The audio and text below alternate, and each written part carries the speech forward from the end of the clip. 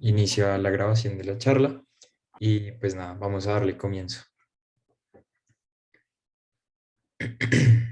Las referencias pues que hemos utilizado las tienen acá. Básicamente hemos usado dos artículos de Nature que pues uno habla, digamos, del espectro clínico de la etiopatología, diagnóstico y tratamiento de la narcolepsia, otro nos habla un poco más ya de aspectos neurobiológicos, fisiopatológicos, el continuum, como pues para saber qué está establecido, y pues una revisión de idiopathic hypersomnia del journal Sleep Medicine.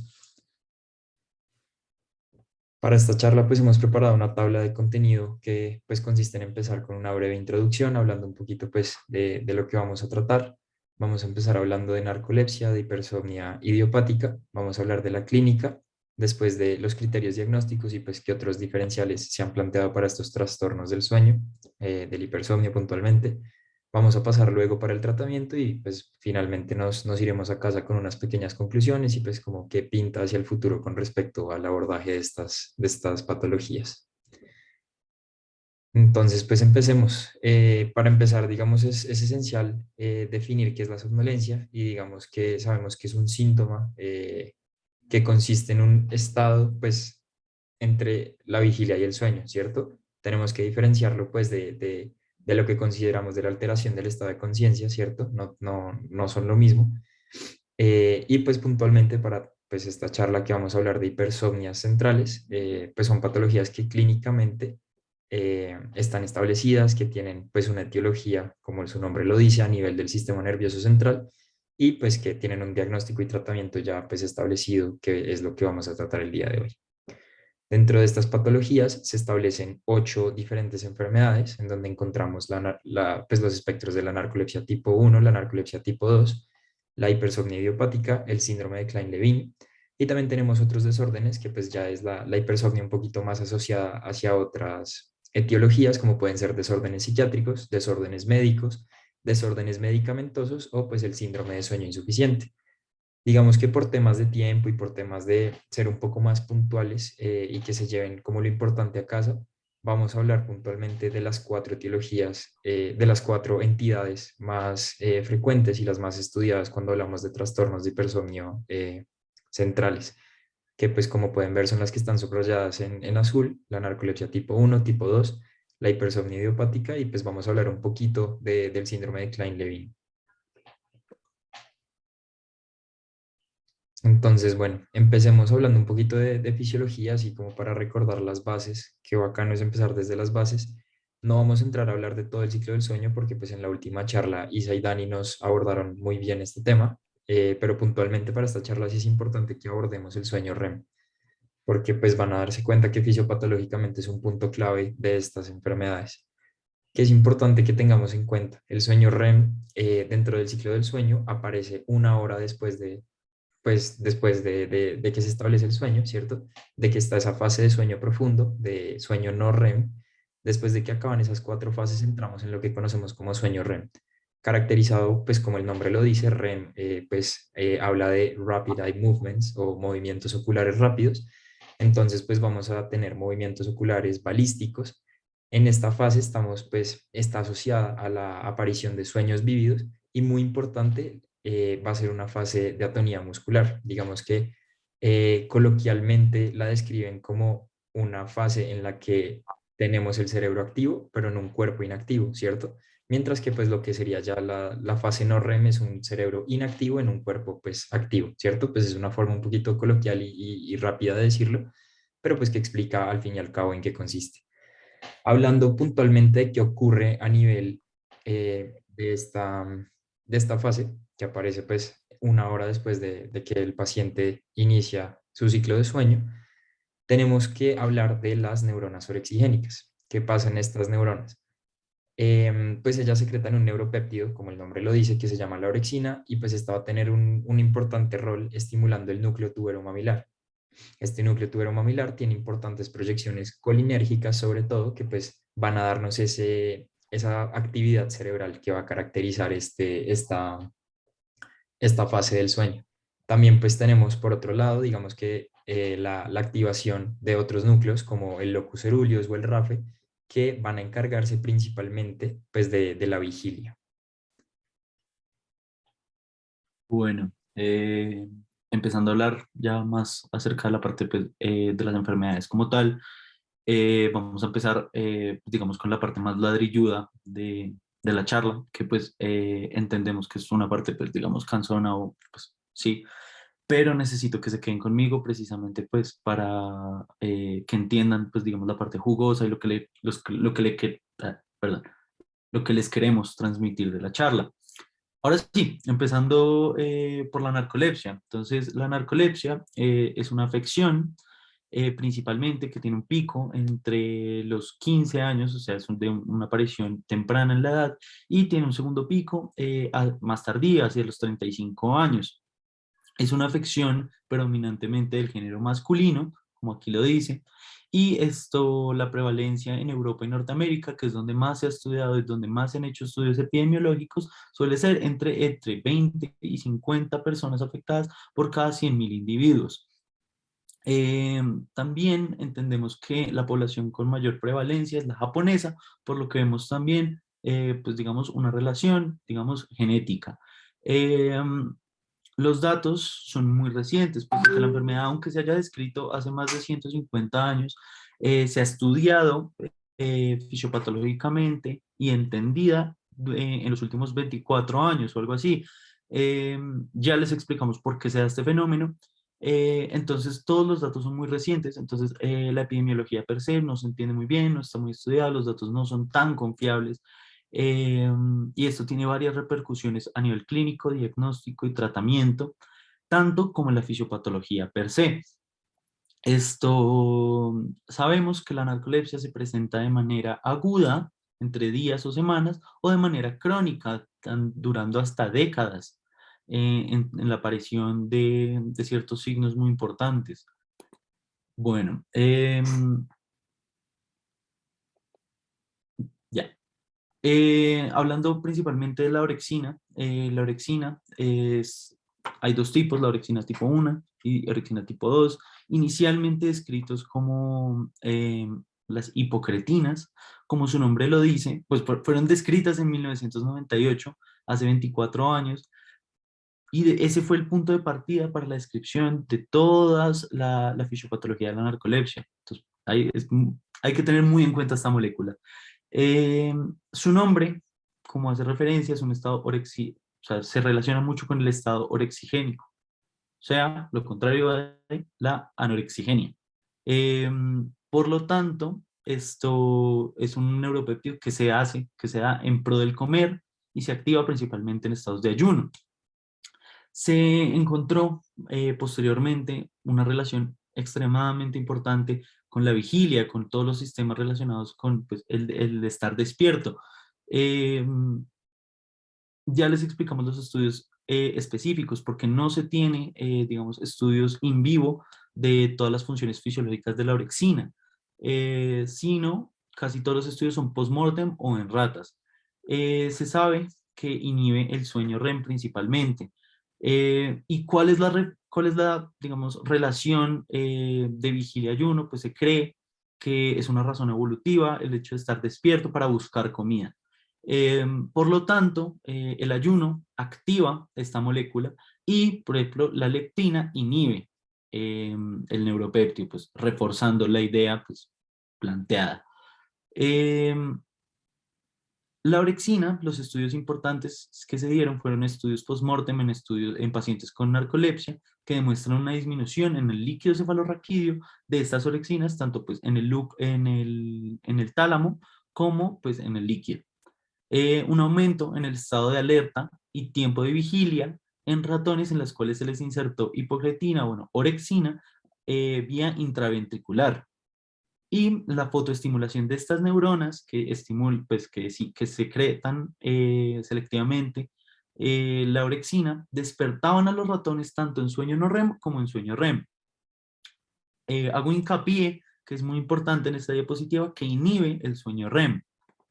Bueno, aquí tenemos el sistema orexinérgico, que principalmente esto tiene una conexión intrínseca con otros sistemas, principalmente los relacionados con todo el estado de vigilia, como la dopamina o la histamina.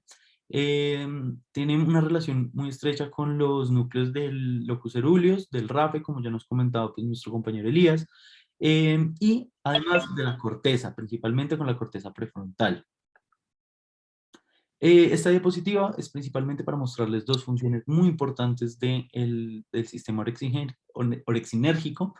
El principal es que, pues, lo que ya les he venido comentando, que la orexina mantiene el estado de vigilia. Y el segundo es una característica que se presenta en el sueño REM, el cual es inhibido. Es el músculo, o sea, el mantenimiento del tono muscular durante la vigilia. Entonces, pues, recordemos, en el sueño REM no está la orexina y nosotros tenemos esta atonía en el sueño REM que pues es característica del mismo, o sea, estamos prácticamente paralizados. La orexina mantiene el tono. Entonces, ¿a qué nos lleva a pensar esto? Entonces, la pérdida de estas neuronas orexigénicas, ya hablamos de los mecanismos por los cuales se pierden, esto va a tener 4 repercusiones, digamos, a grosso modo. Principalmente vamos a hablar de los dos, que son los que conciernen a la charla, pero no son los únicos, y eso lo quería dejar muy claro también.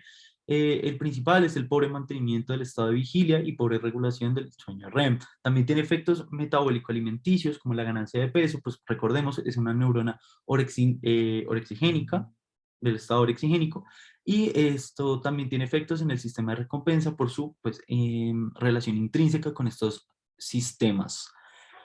Bueno, empezando por el pobre mantenimiento del estado de vigilia, básicamente hay un pobre mantenimiento en este sistema por la pérdida de las neuronas, vamos a tener una disregulación en la bioquímica cerebral. Se favorece la somnolencia porque pues, no se mantiene el estado de vigilia, como ya les comentaba, especialmente cuando en estado fisiológico debería activarse la inhibición del sistema, como pues, en el día y, por ejemplo, en el ayuno.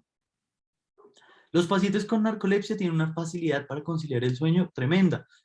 Hay un test, una escala, el Multiple Sleep Latency Test, donde se le instruye al paciente que intenta dormir aproximadamente cada 2 horas en 5 oportunidades durante el día.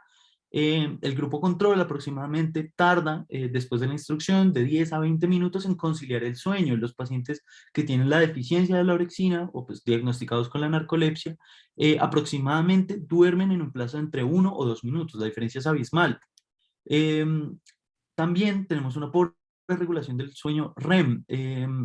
Hay que hacer hincapié en que el sistema orexinérgico siempre está activo, incluso cuando estamos en sueño REM. Hay una subpoblación de estas neuronas que se activan, pero bueno, eso es otro tema, que básicamente recordemos que estas neuronas inhiben el sueño REM. Entonces hay una pobre regulación del sueño, implicando que la fase REM es prematura. Hay una transformación prematura de la fase REM al cabo de unos minutos. Básicamente recordemos lo que nos dijo Elías. El sueño REM se presenta 1 hora después y es precedida de un sueño no REM. Los pacientes narcolépticos no, los pacientes narcolépticos tienen la fase REM al cabo de unos minutos y no es precedido por un sueño REM, no REM.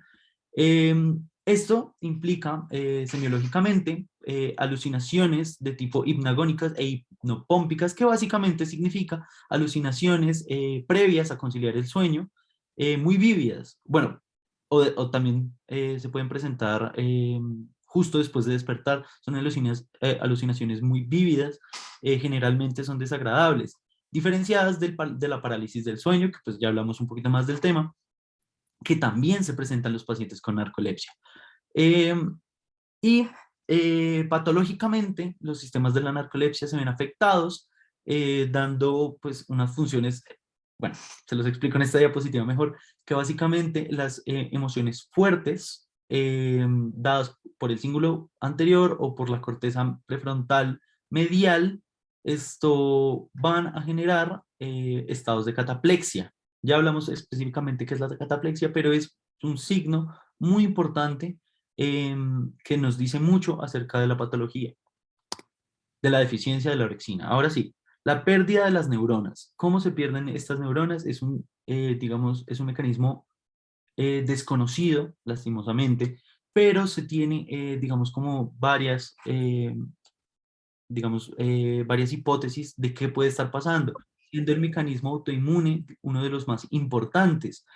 No quiero andar mucho en el tema, pero básicamente es que hay una, digamos, predisposición genética muy importante, básicamente por el fenotipo, especialmente HLA-DQB10602, donde creo que ninguna enfermedad autoinmune se presenta con la misma, digamos, relación entre una enfermedad, sí, una enfermedad autoinmune y un fenotipo. También hay factores ambientales que no están muy bien descritos, como infecciones virales y bacterianas, y eventos engatillantes, principalmente los eventos engatillantes más importantes y mejor fue que se dio pacientes con narcolepsia tipo 2 después, semanas después de haberse aplicado la vacuna contra el H1N1. Esto es muy reciente, entonces sigue en estudio, pero al parecer la vacuna esto tuvo un efecto autoinmune sobre esta población específica de neuronas orexinérgicas. Lo que nos lleva a una pues, manifestación sintomática de los pacientes. Pasando de la narcolepsia a la hipersomnia idiopática, sabemos que la hipersomnia idiopática fue escrita en 1956, pero no fue hasta que este mismo autor, en 1976, hizo unos criterios diagnósticos que fueron proporcionados en el DSM-3.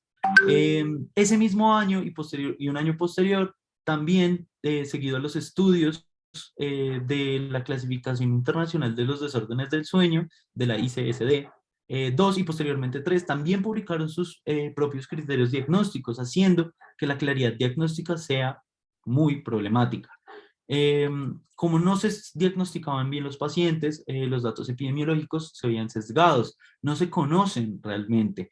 Se sabe únicamente con certeza que la prevalencia en el género femenino es mayor y que aproximadamente un tercio de todos los casos tienen una relación familiar.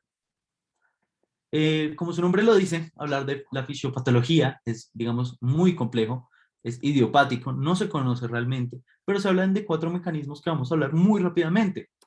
El mecanismo neuroquímico es básicamente que relaciona estrechamente la histamina y la telemetilhistamina con la tripsina. Estudios nada conclusivos que dicen que básicamente no tienen utilidad clínica la medición de los mismos. También hay un mecanismo genético donde, pues, como ya les había comentado, el 35% de los casos tiene un componente familiar. Nada concreto. Habían ciertos tipos de HLA, otros fenotipos identificados con una relación y un polimorfismo en la población japonesa, pero aún no se ha concretado absolutamente nada.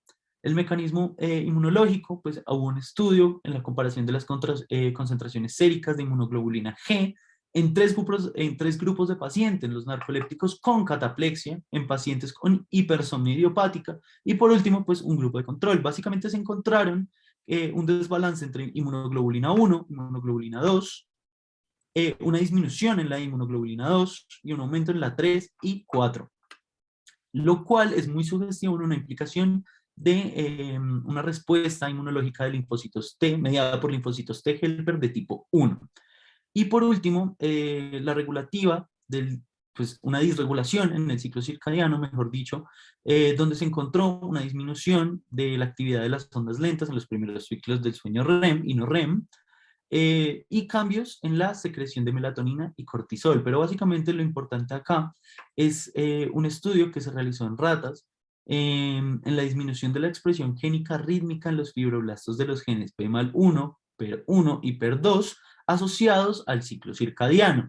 Básicamente vemos una menor expresión, una menor amplitud de las ondas y, por ejemplo, si tengo un pico en la hora 12, porque recordemos esto es rítmico, También podemos mantenerlo en 12, pero hay unos cambios leves en el patrón rítmico. Por ejemplo, aquí vemos un pico aproximadamente en 38 y aquí, patológicamente con hipersomnia idiopática, encontramos el pico corrido hacia 36. Esto ocurre en los tres genes y les dejo el estudio por si quieren leerlo más a detalle, muy interesante.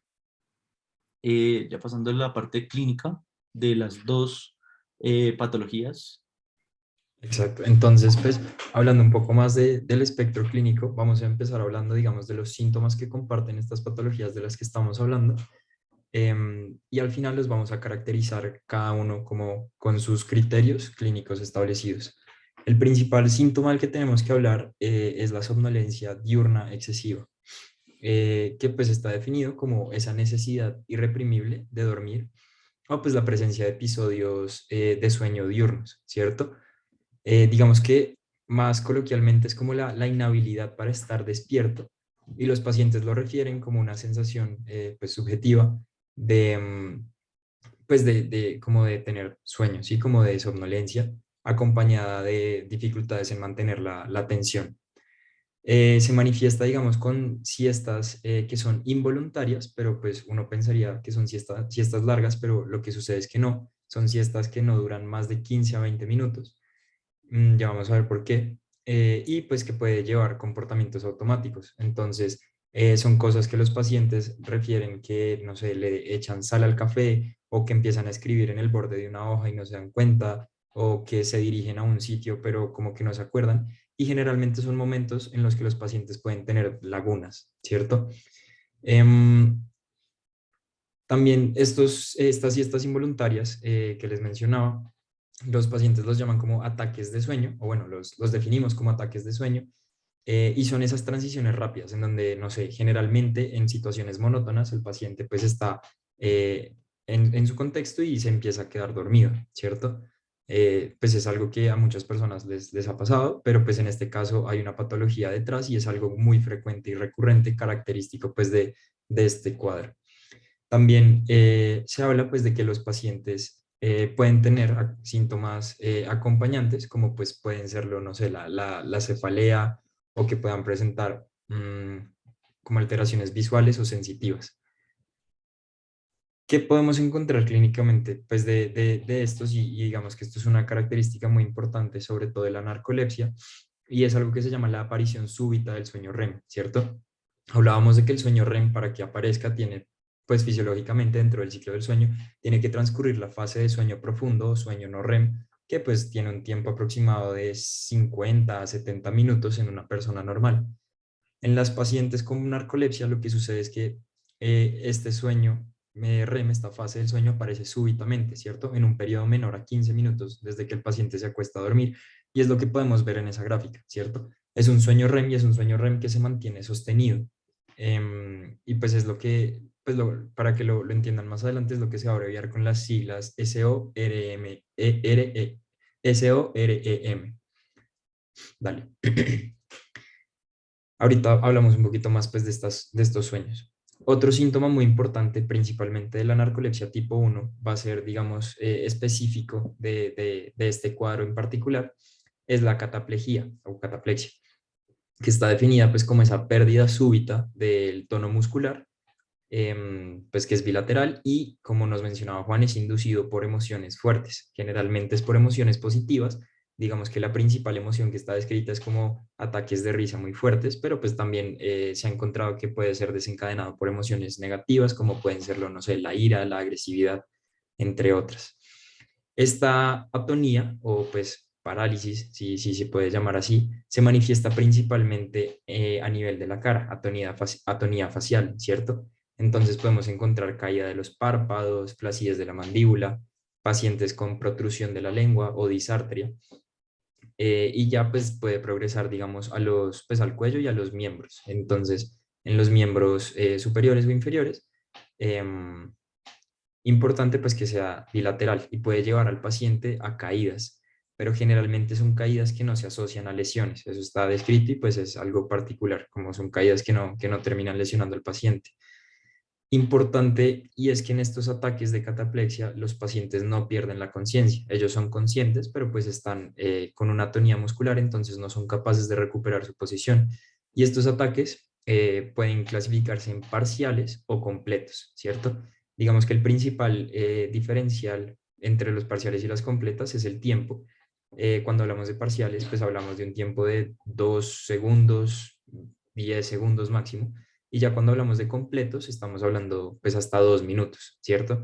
Ya en caso de que se presenten ataques hasta de 5 minutos, pues digamos que son generalmente dados por una causa superior, como el retiro del tratamiento o que el tratamiento no se esté llevando a cabo, bueno, entre otras. Aquí en lo que podemos ver en, ay, devuélvete una. Lo que podemos ver en la imagen que está arriba son eso, son las, pues digamos, como se evidencia el registro neurológico, pues que durante el ataque catapléctico podemos ver que entra esa atonía, pero pues vemos que no es una atonía completa, sino que hay algo muy importante y es que durante esa atonía hay ráfagas, ¿cierto? Que pues dan un aumento de actividad muscular, sobre todo fásica o tónica, ¿cierto? Entonces los pacientes pueden empezar a tener pues un movimiento fásico, un movimiento tónico repetitivo, que pues incluso en ciertos casos nos puede llevar a confundirnos con una epilepsia o con una, sí, pues con un episodio epiléptico. Importante para diferenciarlos, pues en caso de que, pues uno, pues que el paciente está consciente, entonces ya no descartaríamos un ataque epiléptico generalizado. Y pues el desencadenante, que pues generalmente es un desencadenante emocional muy fuerte. También pues característico que por esa misma atonía tenemos los reflejos ausentes, tenemos areflexia por parte de los pacientes y pues digamos que también incluso se ha descrito pues que los pacientes tienen el signo de Babinski positivo. También pues esto puede ir acompañado de síndromes autonómicos, ya vamos a hablar un poquito más de esto, pero pues pueden haber cambios en la presión arterial, en la frecuencia cardíaca, los pacientes pueden tener sudoración o incluso una erección, pueden perder el control de los esfínteres durante estos ataques. Dale otra.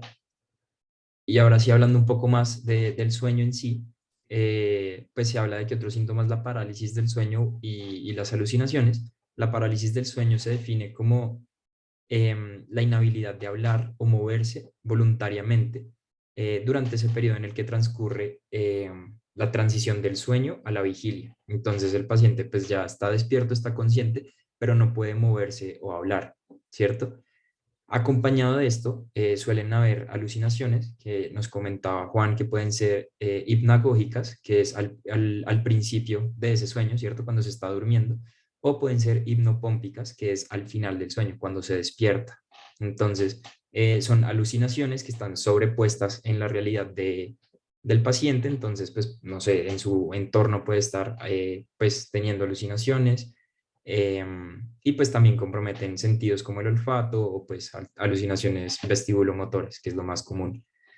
También pues tenemos las alteraciones del sueño y parasomnias, que pues es algo muy importante de hablar y es que el sueño de estos pacientes uno pues pensaría que es largo, pero particularmente hablando de la narcolepsia no es así y es un sueño fragmentado, ¿cierto? Entonces son pacientes que no pueden conciliar el sueño profundo por mucho tiempo y constantemente se están despertando.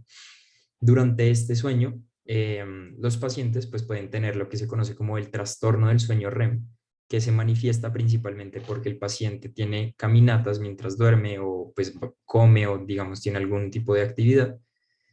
Y por último, pues tenemos diferentes alteraciones, ¿cierto? Entonces tenemos desde alteraciones psiquiátricas o emocionales, principalmente descrito porque bueno, porque la narcolepsia se ha descrito que puede ser desencadenada por eventos estresantes del día a día, de la cotidianidad del paciente, y digamos que eventos psiquiátricos como pueden ser la depresión o ansiedad son más frecuentes en la población con narcolepsia que pues en la población general. Y en ciertos casos pues se ha reportado que los pacientes con narcolepsia pueden tener manifestaciones pues de esquizofrenia. También contamos con alteraciones cognitivas, se ha descrito mucho pues, el trastorno de atención e hiperactividad y pues una disminución en las funciones ejecutivas, que pues generalmente suelen ser consecuencia pues, de esa somnolencia excesiva que tiene el paciente. Contamos también con alteraciones metabólicas y esto va a ser muy importante para establecer el transcurso de la enfermedad, porque solemos encontrar que los pacientes tienen un índice de masa corporal aumentado, debido porque pues hay una reducción en sus tasas metabólicas, tiene una lipólisis disminuida. Entonces, pues esto los puede llevar tanto a cambios en su conducta alimentaria como pues en su apariencia física. Y por último, hablábamos de alteraciones autonómicas, en donde los pacientes pues, pueden tener desmayos, pueden tener disfunción eréctil, sudoración nocturna, entre otros. Hablando un poco de cómo transcurre, pues particularmente la narcolepsia, les mencionaba ahorita que era muy importante esas alteraciones metabólicas, porque como Juan nos contaba, pues el diagnóstico se establece principalmente en pacientes jóvenes, pacientes 12, 15 años, que empiezan a mencionar que se quedan dormidos en clase muy frecuentemente, que digamos les cuesta tenerla, que les cuesta pues mantener la atención, y adicional a esto, pues que tienen una ganancia de peso, ¿cierto? Durante el transcurso de la narcolepsia, esta ganancia de peso está descrita que puede ir de 5 a 15 kilogramos, y pues que hablábamos que estaba por una reducción en el metabolismo. Adicionalmente a esta somnolencia, empezamos a encontrar que los pacientes suelen aumentar el número de horas que duermen, ¿cierto? Entonces, un paciente que antes dormía 8 o 10 horas por la noche, ahora pues duerme esas 8 o 10 horas, pero incluso en el día está tomando siestas de 1, 2, 4 horas, aumentando pues este tiempo. Ya después de establecido este inicio de la enfermedad, vamos a empezar a hablar de lo que es la fragmentación del sueño. Esto no es muy común en la presentación que se da pues en los niños, sino un poquito más adelante. Y como les mencionaba, es esa incapacidad para mantener el sueño por periodos largos. Entonces es un despertar constante que están teniendo los pacientes que no pueden conciliar ese sueño de manera prolongada. Y acompañado de esta fragmentación, pues están las alucinaciones, la parálisis que hablábamos y pues el trastorno del sueño REM con las conductas que mencionamos. Se describe que meses después, pero incluso puede llegar a años, 2, 3, 4, incluso 10 años, pues va a aparecer los ataques cataplécticos, ¿cierto? Importante pues también mencionar que en estos pacientes suele haber una pubertad precoz, ¿cierto? 1 de cada 6 pacientes puede llegar a desarrollar esta pubertad precoz. Vale. Y ahora sí, para empezar a hablar de esa correlación clínica que les hablaba al principio, para empezar a hablar puntualmente de clínicamente cómo se ve cada una de estas patologías, vamos a hablar de qué clave, pues en todos obviamente tenemos el principal síntoma que hablábamos y es la somnolencia excesiva diurna, ¿cierto? Digamos que es como el principal síntoma, el más, pues el que más afecta la calidad de vida de los pacientes. Particularmente cuando hablamos de narcolepsia tipo 1, tenemos que contar sí o sí con cataplexia, ¿cierto? Es como característico de la narcolepsia tipo 1. Este tema, digamos, a mí me gustaría abordarlo un poco. Hagan de cuenta que en un lado tenemos la narcolepsia tipo 1 y en otro lado tenemos la hipersomnia idiopática, ¿cierto? Y dentro de este pues, espectro, en la mitad está la narcolepsia tipo 2, ¿cierto? Entonces, podemos encontrar que sí o sí la cataplexia está presente solo en el lado de la narcolepsia 1, ¿cierto? Ya si tenemos narcolepsia tipo 2, no vamos a tener cataplexia. Y el hecho de tenerlos, pues de tener la cataplexia ya nos habla pues, de una narcolepsia tipo 1. Y pues en la hipersomnia idiopática, por la naturaleza de la enfermedad, pues esta característica clínica está ausente. Las alucinaciones son muy comunes, al igual que la parálisis del sueño y la fragmentación del sueño, en la narcolepsia tipo 1, ¿cierto? A medida que vamos yendo hacia el lado de la hipersomnia idiopática van siendo menos común, pero pues en la narcolepsia tipo 2 pueden estar presentes. Y digamos que en la hipersomnia idiopática usualmente no lo están, no es algo típico. Que es más o menos característico de la hipersomnia idiopática y es que en esta patología los tiempos de sueño sí son prolongados, ¿cierto? A diferencia en la narcolepsia tipo 1, que hablábamos de esa fragmentación del sueño, en la hipersomnia idiopática suelen haber esos periodos de sueño largos y son característicos de esta enfermedad. Al igual que pues la inercia del sueño o pues sleep inertia, que en la narcolepsia tipo 1 no la encontramos, porque a pesar de que son pacientes que tienen somnolencia diurna excesiva, pues tienen una dificultad para mantener ese sueño por tiempo prolongado. En la narcolepsia tipo 2, digamos que este, este, la narcolepsia tipo 2 puntualmente no está muy bien descrita, ¿cierto? Digamos que todavía es un tema que se está desarrollando. Como nos decía Juan, pues son enfermedades que se vienen estableciendo su fisiopatología hace 20 años y actualmente la clínica no está totalmente descrita como nos gustaría, pero pues la narcolepsia tipo 2 lo ubican como en la mitad de los dos. Puede tener cositas de aquí, puede tener cositas de acá, eso sí, no tiene cataplejía. Y pues la hipersomnia idiopática sí está caracterizada por ese sueño pesado que suelen tener los pacientes, ese constante necesidad de dormir y prolongados sueños que no se ven interrumpidos. Entonces, eso que les acabo de hablar es lo que podemos ver en esta gráfica, ¿cierto? En la que está más arriba, en la A, tenemos pues el registro de sueño de un paciente control que no tiene, pues que tiene sueño normal, que ha dormido normalmente. Y podemos ver pues cómo son sus ciclos de sueño normales. La fase REM aparece pues en el momento que debería aparecer, después de esas fases de sueño profundo. Tiene, creo que no tiene, de hecho, pues no se despierta durante la noche. Y bueno, pues es algo normal. Ya en el segundo, en la segunda gráfica, pues podemos ver el registro de un paciente con narcolepsia tipo 1. Entonces pues digamos, el propósito por el que incluía esta gráfica era observar cómo es esa aparición súbita del sueño REM, ¿cierto? En la que podemos encontrar pues las barritas rojas horizontales que hacen referencia a cuando aparece el sueño REM. Aparece pues en un tiempo menor a 15 minutos desde que el paciente se vuelve a dormir y podemos ver que constantemente los pacientes se están despertando a lo largo de esta noche, ¿cierto? En esta noche, pues en ese registro el paciente lo que más pudo dormir pues fue 1 hora y media. A diferencia pues de la última gráfica que es la hipersomnia idiopática, en donde podemos ver que el sueño REM de aparición súbita no lo vemos o lo vemos máximo en una ocasión que pues está alrededor de las 2:30 de la mañana y pues tienen un periodo de sueño prolongado. Incluso se habla de que los pacientes con hipersomnia idiopática tienen una eficiencia del sueño mucho mayor a los pacientes control y tienen un mayor tiempo de sueño. Entrando puntualmente a los criterios diagnósticos, incluimos pues los criterios establecidos por la Clasificación Internacional de los Desórdenes del Sueño, la tercera edición, en donde hablamos del test que nos mencionaba Juan, del test de latencias múltiples del sueño, que pues para repasar consiste en 5 ocasiones del día darle como darle el ambiente apropiado al paciente para que pueda conciliar el sueño mientras lo estamos monitoreando y vamos a monitorear pues el tiempo que transcurre entre que el paciente pues se acuesta a dormir y logra conciliar ese sueño, ¿cierto? El criterio está establecido, pues el punto de corte está establecido a los 8 minutos. Hay una controversia alrededor de este criterio y es que es puntualmente, como que se habla que es solo específico para la narcolepsia tipo 1, pero pues también se habla para la narcolepsia, también está pues en la clasificación está para narcolepsia tipo 2 y pues hipersomnia idiopática. Se ha propuesto un corte hasta de 15 minutos, pero pues al día de hoy tenemos el corte de 8. Tenemos también pues los episodios de aparición de sueño REM súbitos, ¿cierto? Que hablábamos de menos de 15 minutos, en donde para narcolepsia, tanto tipo 1 como tipo 2, vamos a hablar de 2 o más episodios en la noche, ¿cierto? Mientras que para hipersomnia idiopática vamos a hablar de que no haya o máximo haya 1, como observábamos en el registro anterior.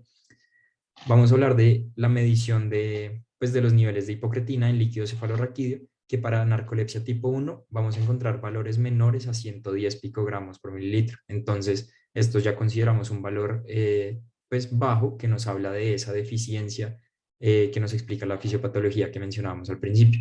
Mientras que para narcolepsia tipo 1, tipo 2, qué pena, o hipersomnia idiopática, pues van a estar normales estos valores. Y además de estos criterios pues paraclínicos, si se puede decir de esa forma, tenemos unos criterios netamente sintomáticos, que para narcolepsia tipo 1, como mencionábamos, es la presencia de cataplexia y pues esa deficiencia de orexina, ¿cierto? Ese es como el criterio para hablar de narcolepsia tipo 1. Para narcolepsia tipo 2, como les mencionaba, es un espectro que está ahí de un lado para otro, pero pues es encontrar esas alteraciones en el test de latencias múltiples y que no se encuentre ninguna otra causa y pues que tampoco tenga cataplexia. Y por último, pues para la hipersomnia idiopática, pues tenemos que contar con este registro de menos de 8 minutos en el test de latencias múltiples del sueño, que tenga más de 11 horas de sueño en una polisomnografía de 24 horas y bueno, pues que su promedio de sueño dure más de 11 horas, ¿cierto? Y que no identifiquemos otra causa que pueda ser psiquiátrica o pues que nos pueda dar la etiología puntual de la enfermedad. Alrededor de estos criterios hay, digamos, una controversia y pues siento yo que es debida a que es una enfermedad que hasta ahora se está empezando a describir de la manera que nos gustaría, y es que no incluyen, por ejemplo, no hablan del haplotipo del HLA que nos habla de la etiología autoinmune que puede llegar a presentar esta enfermedad. Y es controversial porque miren que hasta en el 98% de los pacientes con narcolepsia, pues se encuentra, que tienen narcolepsia y tienen la deficiencia de orexina, se encuentra esta alteración, se encuentra, pues sí, este haplotipo del HLA que nos indica ese patrón autoinmune. Sí, como decía, era como la relación autoinmune fenotipo más alta que se ha encontrado en una enfermedad autoinmune, pues en general. Y también, perdón, Elías, te meto la cucharada un poquito. Pues recordemos que la narcolepsia es un espectro. Entonces, hay muchos autores que hablan de que entre la narcolepsia tipo 1 y la narcolepsia tipo 2 también encontramos síndromes, digamos, borderline. Eh, entonces, digamos que es muy complejo evaluar y diagnosticar todo eso si no se tiene específicamente, digamos, unos diagnósticos. Eh, y ya, era eso. Bueno, y pues como les habíamos prometido, también vamos a hablar un poquito del síndrome de Klein-Levin, que pues es algo mucho menos frecuente, pero que igual consideramos pertinente mencionar al hablar de trastornos de hipersomnia. Entonces, pues este es un síndrome que está caracterizado por una clínica que se resume en una tríada de hipersomnia, hiperfagia y pues una conducta hipersexual. Asociado a esto, pues se pueden encontrar alteraciones cognitivas o alteraciones emocionales en algunos pacientes. Y epidemiológicamente es una enfermedad muy poco frecuente. Es una enfermedad que se describe que está en una de cada 5 millones de personas y que en la literatura hay descritos alrededor de 200 casos. Tiene, pues digamos, un predominio en las edades jóvenes y sobre todo en los hombres, ¿cierto? Proporción de 4:1, más frecuente en hombres que en mujeres. Es una enfermedad que no se conoce muy bien, ¿cierto? Entonces su etiología no está muy bien descrita, a pesar de que pues hay estudios, particularmente un estudio hecho en Taiwán, mencionó que la aparición de este síndrome sucede después de una infección del tracto respiratorio superior. Entonces, pues por ese lado se ha intentado orientar la etiología de esta enfermedad, pero pues actualmente no hay un consenso respecto a esta característica. Con respecto al tratamiento, difiere mucho pues de lo que vamos a hablar ahorita para los otros tres trastornos principales, y es que el pilar de este tratamiento va a ser el soporte y el acompañamiento de estos pacientes, como adecuar su situación de cotidianidad y su vida pues para el ambiente pues las conductas del paciente. Y se ha hablado pues de la efectividad de usar amantadina, modafinil o pues antidepresivos como apoyo de este tratamiento. Los síntomas, como para compararlos clínicamente con lo que hablábamos en las anteriores diapositivas, es que pues claramente tenemos presente esa somnolencia diurna excesiva, pero pues tampoco tenemos cataplexia, pues no es típico encontrar alucinaciones ni parálisis del sueño, el sueño tampoco está fragmentado, y pues como todo paciente con hipersomnia, pues tienen tiempos de sueño prolongados. De acuerdo, pues para lo que establece el continuum es que, digamos, para establecer el diagnóstico de esta enfermedad no se necesitan paraclínicos, ¿cierto? No hay utilidad en usar un test de múltiples latencias del sueño para establecer el diagnóstico, y pues tampoco medir hipocretina en líquido cefalorraquídeo, porque pues en estos pacientes va a estar normal y fisiopatológicamente pues tampoco hay ninguna indicación. Respecto a otros diagnósticos diferenciales, entonces, pues podemos hablar de que eh, es importante descartar el síndrome de apnea obstructiva, apnea hipopnea del sueño obstructiva, y bueno, esto lo podemos descartar principalmente porque antes de hacer este test de latencias múltiples, antes de hacer esas cinco mediciones que mencionábamos, la noche anterior pues estamos haciendo un estudio de polisomnografía, pues que nos muestre que el paciente efectivamente no tenga ninguna otra causa de esa hipersomnolencia. También encontramos enfermedades psiquiátricas, sobre todo pues el espectro clínico del trastorno afectivo bipolar tipo 2, también el desorden disfórico premenstrual y el desorden esquizoafectivo. Tenemos también la hipersomnia postraumática, entonces es importante pues en la parte de la anamnesis abordar y preguntar por antecedentes que nos puedan hablar de un trauma, principalmente pues que nos puedan afectar ese hipotálamo, el mesencéfalo o pues el tegmento pontino. Tenemos también la enfermedad de Parkinson, distrofia miotónica, hablando particularmente pues de la atonía de los pacientes, y pues un síndrome de fatiga crónico, ¿por qué no? Ahí, estaba muteado, lo siento. Bueno, hablando ya por último, para acabar, sobre el abordaje eh, que nosotros vamos a hacerle a estas diferentes enfermedades. Eh, ¿Qué es importante de aquí? Que básicamente el tratamiento no farmacológico y el tratamiento sintomático farmacológico se complementan muy bien. Eh, Ha nacido últimamente también la inmunoterapia, pero pues no vamos a hablar principalmente porque está en pañales, no ha sido probada, no se utiliza, pero los tratamientos con inmunomoduladores han tenido, pues digamos, o sea, han visto una buena proyección hacia los mismos. Bueno, bueno, principalmente, empezando por el tratamiento no farmacológico, vamos a tener tres pilares que vienen siendo el cuidado propio, la terapia conductual y los grupos de ayuda y psicoterapia. Donde vamos a hacer, pues digamos, las siestas programadas, hábitos e higiene del sueño. Lo de las siestas programadas es complicado, es un tema más complejo. Funciona más para pacientes con narcolepsia y es menos útil en pacientes con hipersomnia idiopática. ¿Por qué se da este fenómeno? Principalmente porque los pacientes con hipersomnia idiopática presentan una inercia de sueño, que básicamente es que les cuesta despertarse en las mañanas o les cuesta despertarse del sueño. Entonces, estas siestas programadas, eh, pues sí, les podría llegar a afectar el estilo de vida a los pacientes. Eh, También vamos a hablar de una actividad física regular, un adecuado uso de la cafeína por obvias razones, una dieta balanceada, no entendí muy bien por qué, pero pues se hace mucho hincapié en que no se recomienda una alta ingesta de carbohidratos. Eh, y algo muy importante, porque pues todo el tratamiento siempre va a ser en pro hacia los pacientes, vamos a manejar la asesoría intersectorial con, pues, digamos, el trabajo o pues, principalmente las escuelas para mejorar el estilo de vida de los pacientes, de los muchachos. ¿Por qué está aquí entre paréntesis la narcolepsia? Porque recordemos que esta somnolencia, esta hipersomnolencia, en los pacientes va a ser casi que irresistible para los pacientes con la narcolepsia y va a ser un poco menos, digamos, fuerte o irresistible para pacientes con hipersomnolencia idiopática.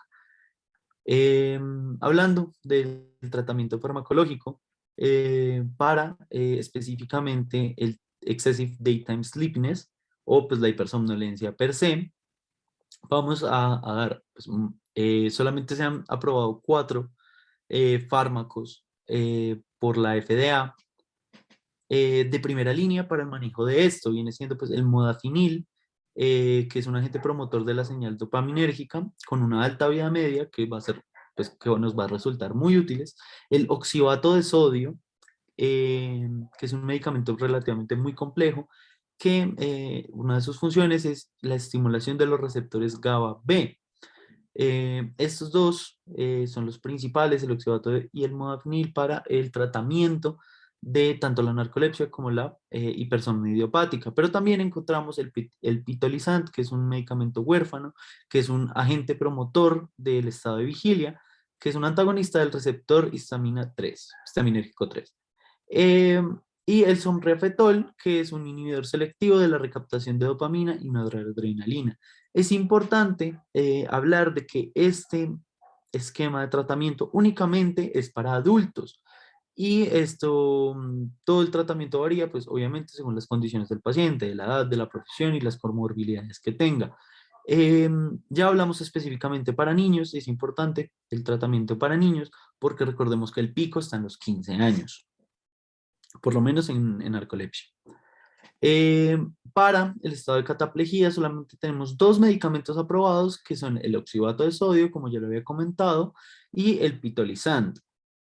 Un metaanálisis de 14 estudios de RTCs aleatorizados demostró que su efecto es mucho mayor al efecto placebo. Entonces se tiene, pues digamos, una buena, esto, pues los pacientes tienden les va muy bien con este esquema de medicamentos con respecto a la cataplejía. Esto también se tienen medicamentos a muy bajas dosis de clomipramida e imipramida, esto que básicamente pueden mejorar la cataplejía, pero pues muchos países no lo han probado y no se encuentra disponible. Entonces, pues quédense con estos dos, con el oxalato de sodio principalmente. Para el sueño nocturno únicamente se ha aprobado el oxalato de sodio y para las alucinaciones, o sorpresa, también el oxalato de sodio, clopidogrel y venlafaxina, también en dosis muy bajas. El oxalato de sodio, hay que decirlo, no es perfecto para este tipo de tratamiento, sino que pues, puede empeorar los desórdenes respiratorios del sueño, como la apnea obstructiva crónica o el síndrome de resistencia de vías aéreas superiores. Entonces hay que tener cuidado con este tipo de medicamentos. Los antidepresivos empeoran con el RBD, que ya lo habló nuestro compañero Elías, y el síndrome de piernas inquietas. ¿Pero por qué antidepresivos? Porque los antidepresivos es un pilar muy importante en el tratamiento farmacológico para niños. Un estudio hecho en 2018 pues confirmó la eficacia clínica de estos tres medicamentos, bueno, de estos tres grupos de medicamentos eh, para el tratamiento en niños. Ahora quería, pues digamos, meter la cucharada de que el sleep inertia, o pues, la dificultad de levantarse, eh, no, o sea, aunque sea no tiene un blanco terapéutico, no, es muy difícil tratarlo farmacológicamente. Pero un reporte de caso de Bagay Malo en 2017, pues nos contaba que un menor de edad de 17 años tenía un presunto diagnóstico de narcolepsia tipo 2. Los padres le aplicaban un parche de nicotina 20 minutos antes de la hora específica de querer despertarse. Si me quiero despertar a las 7 de la mañana, pues se me coloca el parche a las 6:40. Eh, Según el paciente, según los padres, este tratamiento era muy exitoso. Entonces, pues obviamente no podemos decir, no podemos tratar esto porque pues no hay evidencia científica real de que esto funcione, pero esto tuvo un impulso para un nuevo manejo y las terapias pues que se tienen para el tratamiento de sleep inertia y pues en general de la narcolepsia y la hipersomnia idiopática. Ya básicamente para consideraciones específicas y especiales, pues los RAM, los eventos adversos a medicamentos, están muy poco estudiados a nivel cognitivo. El oxalato de sodio pues, puede inducir una mejora del evento adverso de la obesidad, pero puede inducir o empeorar la depresión. Y pues las mujeres pues en estado de embarazo o lactancia deberían detener completamente el esquema contra la cataplegia, a menos de que sea muy severo. En estos casos se consideran dosis muy pequeñas de clomipramida y o modafinil. Y ya en tema de conclusiones, Elías. Sí, entonces pues ya para ir cerrando la charla, nos gustaría irnos a casa con unas conclusiones muy chiquitas y es que la narcolepsia es una enfermedad rara, pero igualmente todavía no conocemos, digamos, su verdadera incidencia, sobre todo en Colombia, pues no tenemos estadísticas epidemiológicas y pues esto se puede ver afectado mucho porque es un trastorno que pues tiene un espectro amplio, ¿cierto? Y que se hablan mucho de trastornos borderline, como que no hay una clínica tal cual que nos permita hablar sí o sí, por ejemplo, de narcolepsia tipo 2. Por otro lado, pues es importante tener en cuenta que las hipersomnias centrales no son solo un desorden de sueño, ¿cierto? Hablamos de que hay alteraciones cognitivas, alteraciones metabólicas, ¿cierto? Alteraciones psiquiátricas. Entonces, a la hora de abordar estas patologías, pues tiene que hacer un abordaje integral, no solamente orientado a que el paciente no tenga sueño y ya, ¿cierto? Hay que ir más allá. Y finalmente, pues es una enfermedad que, como hablábamos, todavía se está trabajando mucho al respecto, con respecto a este tratamiento, pues aún está en desarrollo. Y pues digamos que nos espera lo que muchos, pues lo que todos los médicos ansiamos, y es para poder ofrecerle un tratamiento más completo y mejor al paciente, hablando pues de reemplazo génico o células madre que pues nos puedan ayudar a estimular esa producción de orexina, medicamentos, inmunoterapia, inmunomoduladores, cierto, terapias un poquito más específicas y pues que puedan tener un impacto muy importante en la calidad de vida de estos pacientes. Y bueno, pues no siendo más, queremos escuchar si les han surgido preguntas o alguna duda que quieran pues decirla, pueden escribir por el chat, pueden abrir su micrófono. También pues está el doctor por si Juan o yo no somos capaces de responder algo. Y pues nada, muchas gracias por quedarse hasta el final. Sabemos que nos extendimos un poco, pero pues nada. Sofi nos pregunta que qué pasa con estos pacientes cuando viajan a otra zona horaria, si los ataques se exacerban o se precipitan. Pues la verdad, qué pregunta tan curiosa. Digamos que dentro de lo que yo puedo responder, a estos pacientes se les aconseja mantener como un horario de sueño muy estricto, como para intentar evitar ese tipo de exacerbaciones. Entonces, no sé a la hora de que manejen completamente otro horario, cómo sea ese proceso. No sé si doctor, usted tenga alguna referencia al respecto. Muchachos, ¿cómo están? Primero que todo, Elías, Juan, qué buena revisión. Es un tema muy difícil, es un tema muy extenso. Yo siempre he dicho que hablar de trastornos del sueño es algo complejo. De hecho, hoy en día en Latinoamérica e incluso parte de Norteamérica también, pero en Latinoamérica, sea tanto centro como sur, no se tienen muchas clínicas de sueño y no se tiene un servicio de somnología establecido. Una charla completa en la que ustedes intentaron abordar muchísimas cosas. Me pareció muy chévere la parte en la que estabas mencionando, Elías, el cuadro comparativo entre la narcolepsia tipo 1, tipo 2 y la hipersomnia diurna, el papel tan importante que tiene la cataplexia. Es muy importante que ustedes sepan diferenciarlo clínicamente junto con el componente de las alucinaciones hipnagógicas y hipnopómpicas. Es algo muy importante que es para evaluar, y desde el punto de vista paraclínico, el papel de los niveles de orexina y líquido cefalorraquídeo, que eso pues más es desde el punto de vista como fisiopatológico, y que realmente pues tiene un sustrato como ustedes lo pudieron ver a lo largo de la charla. El test de latencia múltiple del sueño sí se hace en la Fundación Neumológica Colombiana, en conjunto con el Servicio de Neurología de la Fundación Cardioinfantil. Lo que se hace es una evaluación con test de latencia múltiple del sueño, o una evaluación simple con actigrafía, para poder evaluar según el perfil del paciente en qué escenario o en qué casilla se podría asignar dependiendo del espectro que tenga, especialmente para los pacientes con narcolepsia y la presencia de cataplexia, ataques cataplécticos, y el papel crucial o la forma en la que uno, cuando está interrogando al paciente, evalúa semiológicamente eso. Había una parte en la que Elías lo mencionó, y era en relación a los diagnósticos diferenciales. Si yo tengo una cataplexia, es importante que lo diferencie, como por ejemplo él muy bien lo mencionó, de crisis epilépticas.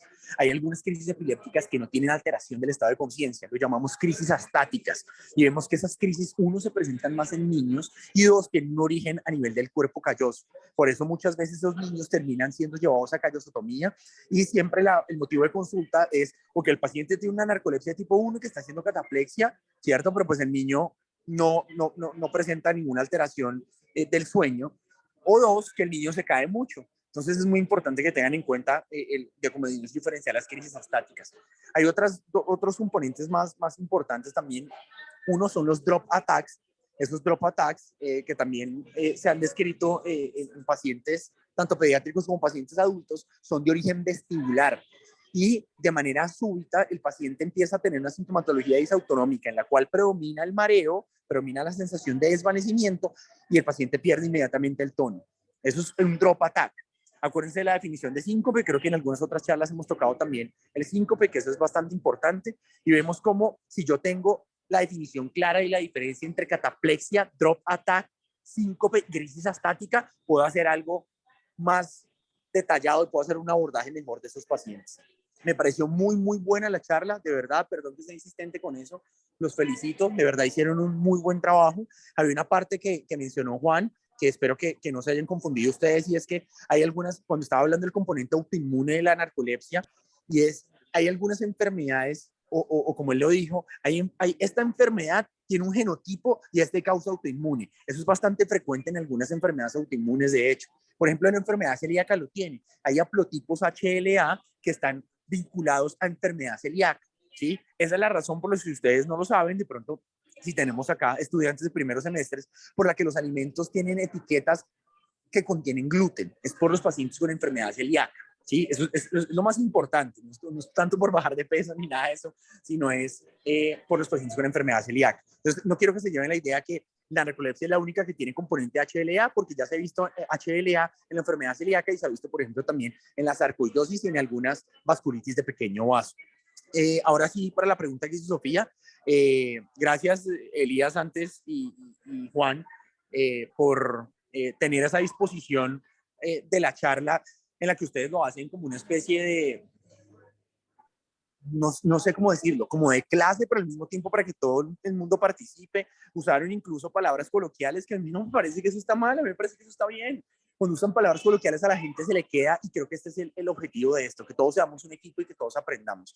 Sofía, la respuesta es sí, se exacerba, y la razón por la que se exacerba es porque una parte que Juan estaba presentando en cuanto a la fisiopatología, no sé si ustedes pueden atrasarse un poco, Juan y Elías, para una diapositiva en la que están mostrando el papel de la melatonina, ¿sí?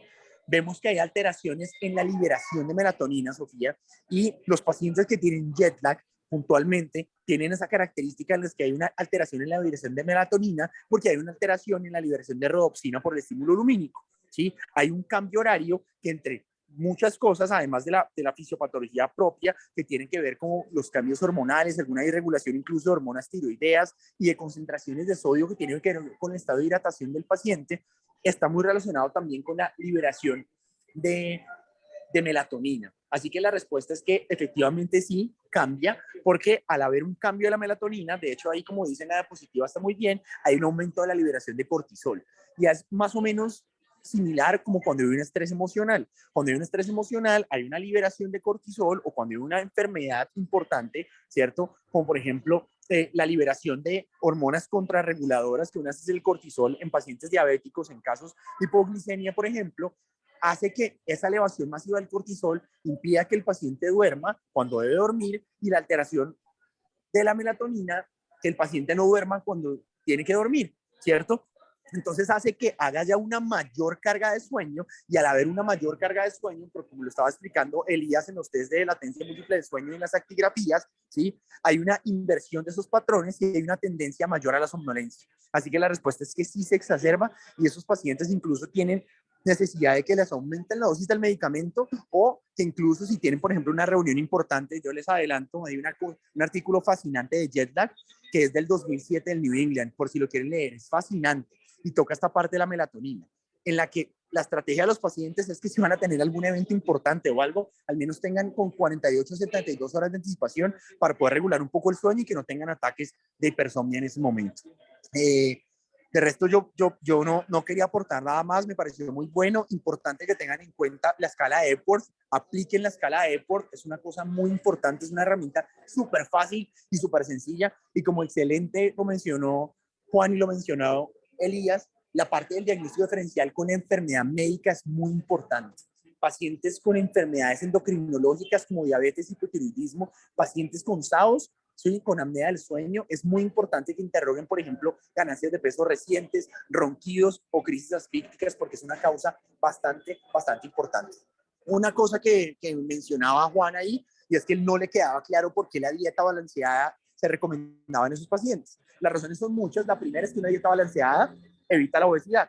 Si se evita la obesidad, disminuye el riesgo de apnea y hipopnea obstructiva del sueño, ¿cierto? Segundo, si yo tengo una dieta balanceada, disminuye el riesgo de diabetes. La diabetes, por alteraciones propias de la glicemia, puede inducir cambios en la liberación de cortisol, como lo hablamos ahorita, y puede inducir alteraciones del sueño. Además, la diabetes puede hacer cambios de neuropatía periférica, y esa neuropatía puede hacer, por ejemplo, síndrome de piernas inquietas asociada a la neuropatía, ¿cierto? Eso hace trastorno del sueño y puede contribuir a una hipersomnia diurna. Entonces, para que lo tengan en cuenta, pienso que uno de los elementos más importantes de la charla fue el cuadro comparativo. Insisto, me pareció espectacular. Si a alguno no le queda claro para poder sintetizar y concluir en este momento la diferencia entre trastorno de la conducta del sueño REM, que ellos lo describen muy bien como RBD, alucinaciones hipnagógicas / hipnopómpicas y parálisis del sueño, puede mencionarlo, creo que los expositores lo pueden responder y si no yo se los digo para que tengan eso claro, porque es muy importante que se le interroguen a los pacientes, ya que la presencia de alucinaciones hipnagógicas, hipnopómpicas y parálisis del sueño es más frecuente en pacientes con narcolepsia versus pacientes que tienen hipersomnia diurna y idiopática. Entonces, si alguno tiene la duda, adelante. Si todo quedó claro, perfecto. No sé si alguno tenga algo más, alguno de los expositores, alguien más quiera mencionar algo. De nuevo, felicitaciones, muchachos. Gracias, doctor. Vale nos pregunta que cómo se hace el test de latencias múltiples. Pues si quieres la respondo yo y si digo algo mal, pues el doctor me corrige. Tranquilo, Elías. Cuando lo explicaste bien, así que explícalo, está bien. Vale, gracias. El test consiste en la noche, a ver, hay un día destinado al test, ¿cierto? Es un test que dura pues todo un día básicamente, y la noche anterior se hace una polisomnografía, ¿cierto? Monitoreas neurológicamente al paciente, cómo está ese sueño, si se despierta, no se despierta, si pues su sueño es profundo o no. El día de la medición, la idea es que hora y media después de que el paciente se levanta, en un, pues supongo que es un laboratorio más o menos, en donde pues están las condiciones para que el paciente pueda dormir, vas a hacer 5 mediciones. ¿En qué va a consistir cada medición? Tú vas a decirle al paciente, por favor, vaya a dormir, y pues mientras se duerme, tú lo estás monitoreando claramente, y tú vas a medir más que todo el tiempo en el que el paciente, desde que, pues digamos, se intenta dormir o se va a dormir, cuánto tiempo pasa hasta que verdaderamente se duerme, hasta que entra pues ya en fase de sueño, ¿cierto? Lo que buscamos ver con esto es que particularmente en narcolepsia o en hipersomnia idiopática, se habla de que si eso pasa antes de 8 minutos, ya tienes el primer criterio para empezar a hablar de estos trastornos, ¿sí? Entonces son 5 mediciones separadas de 2 horas cada una, en las que tú vas a medir el tiempo que se demora el paciente pues en entrar en ciclo de sueño, por decirlo así. Entonces, pues tú al final haces un promedio de estas y si te dan 8 minutos o menos, pues ya ese sería el primer diagnóstico, el primer criterio, perdón. Y el más importante, me atrevería a decir yo. De acuerdo, Elías. ¿Valeria quedó claro? Dale, vale. Bueno, no sé si alguien más tenga preguntas, si a alguien más se le ocurre, pues mientras tanto les voy contando esta semanita en el Instagram del grupo, vamos pues a hacer una trivia en las historias como para que se animen y respondan, no va a ser nada difícil, sino pues como para reforzar conocimientos y ver que sí dio frutos la charla. Y pues nada, no creo que haya más preguntas, entonces pues nada, volver a darles las gracias, gracias doctor por su orientación y por su retroalimentación. Y pues nada, Qué pena, doctor, yo sí tengo otra pregunta. eso, Es que dale. estamos haciendo y dentro de los criterios hay algo que se llama lo voy a escribir porque ¿Está de diapositiva?